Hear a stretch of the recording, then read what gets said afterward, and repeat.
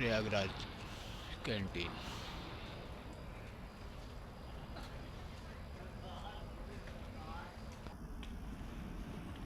Prayagraj canteen में महात्मा रोशनलाल जी बड़ा अनुभव वाली बातें बताने चल रहे हैं। बोलिए महाराज जी।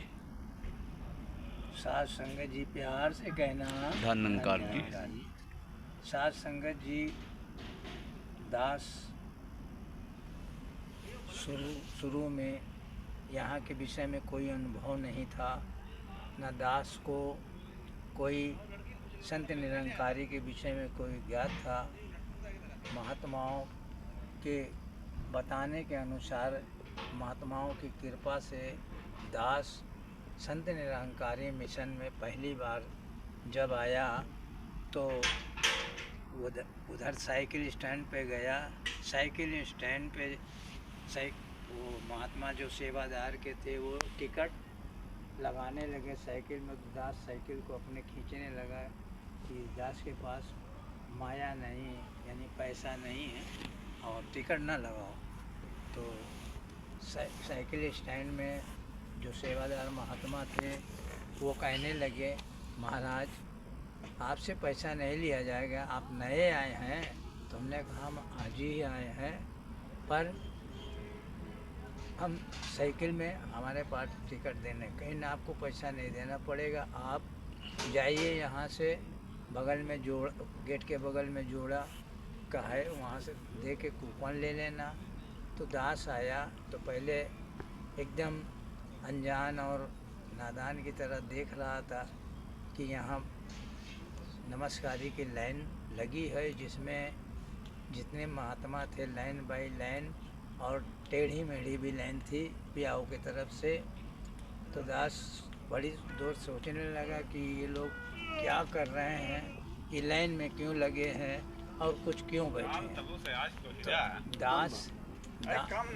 दास के मतलब उसमें जहन में बात आई कि शायद यहाँ पे कुछ है। और वो क्या था कि दास मन ही मन सोचने लगा, चाहे कि यहाँ 100 वाले की 50 वाले की ही ये से जो सत्संग है उन्हीं के लिए है। दास के पास तो एक का सिक्का था और जो मुट्ठी में बांधे सोच रहा था कि कहीं ऐसा तो नहीं कि 1 रुपया वाले को यहाँ पर न पूछा जाए। तो दास एक ध्यान में आया कि यहाँ से निकल लें। फिर उसके बाद दास के भाव फिर बने कि क्या कोई देख रहा है क्या। दास को ये भी नहीं पता कि निरंकार के विषय में कि निरंकार तो देख रहा है, या हमारे दिल में जो भी है वो सब ये जान रहा है।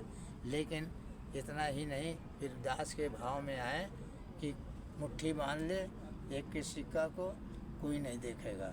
फिर उसके बाद गया नमस्कारी में जब दास गया तो वहाँ पर देखा क्या कि चादर के नीचे नमस्कारी डाली जा रही।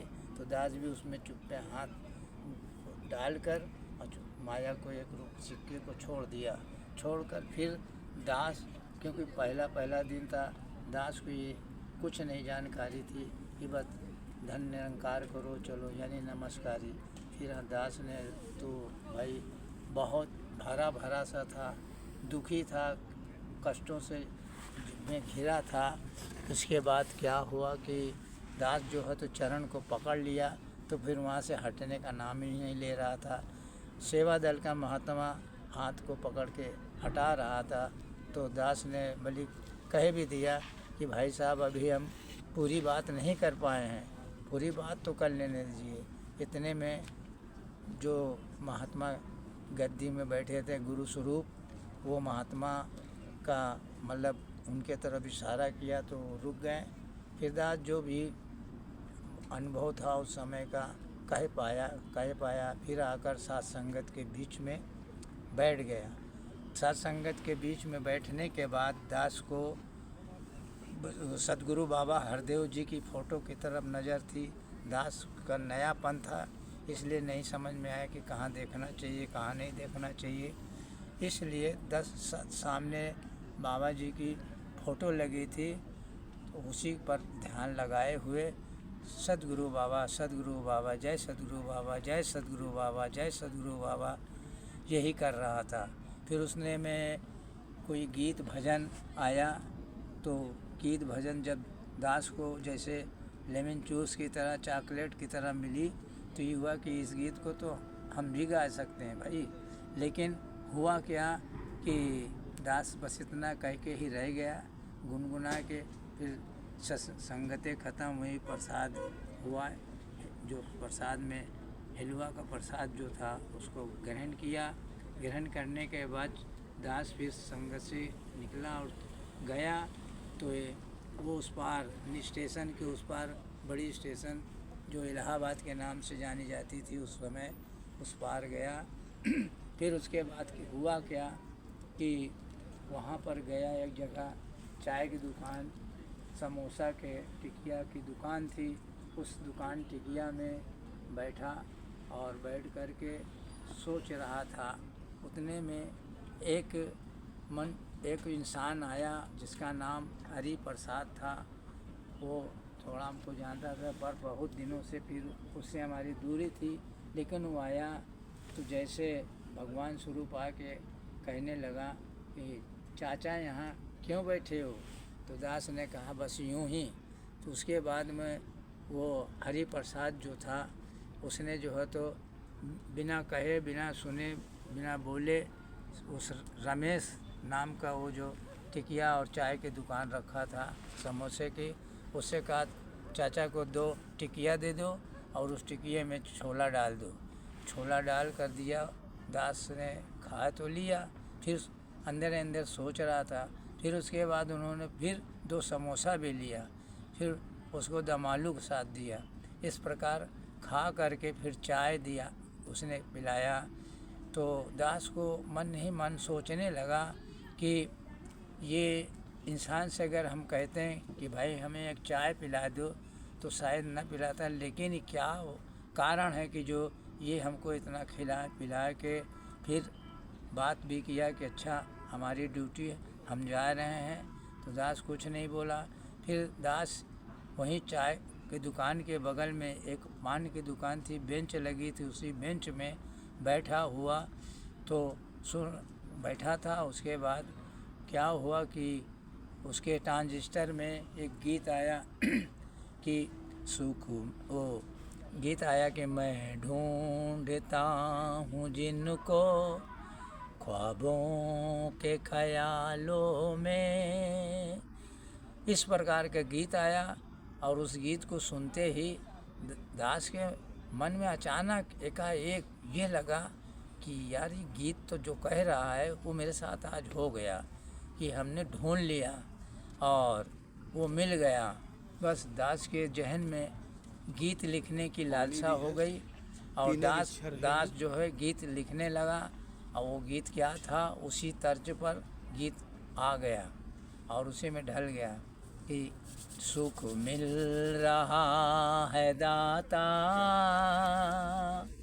शरणों में तेरी आके, रहमत मिली है मुझको, रहमत मिली है मुझको, चरणों में सर झुका के सुख मिल रहा है दाता। भटक कर दर बदर दाता, भटक कर दर बदर दाता, मैं आया तेरे इस दर पे, नहीं मिलता सुकून दिल को, नहीं मिलता सुकून दिल को, जमाने में किसी दर से हुआ दूर सब अंधेरा, हुआ दूर सब अंधेरा, चरणों को तेरी पाके सुख मिल रहा है दाता। संतों के चरण धूली में, संतों के चरण धूली में सदा स्नान हो दाता। न मन में छल कपट होवे, न मन में छल कपट होवे, तेरा ही ध्यान हो दाता। चिंता फिकर न होवे, चिंता फिकर न होवे, तेरे ध्यान को लगा के सुख मिल रहा है दाता। तू अपने दास भक्तों पे, तू अपने दास भक्तों पे निगाहें हर पल रखता है। न कोई हो परेशान मन, न कोई हो परेशान मन, बहुत ही ख्याल रखता है। भरता है सबकी झोली, भरता है सबकी झोली, नमस्कार को करा के सुख मिल रहा है दाता। शरणों में तेरी आके रहमत मिली है मुझको, रहमत मिली है मुझको, चरणों में सर झुका के सुख मिल रहा है दाता। साथ संगत जी प्यार से कहना धन्यकार जी से के साथ और भी बहुत इस गुरु की कृपा, सदगुरु बाबा हरदेव की बहुत बड़ी कृपा हुई थी। ठीक है महाराज, फिर सुनाइएगा। हाँ फिर दोबारा सुनाइएगा। अच्छा ठीक है।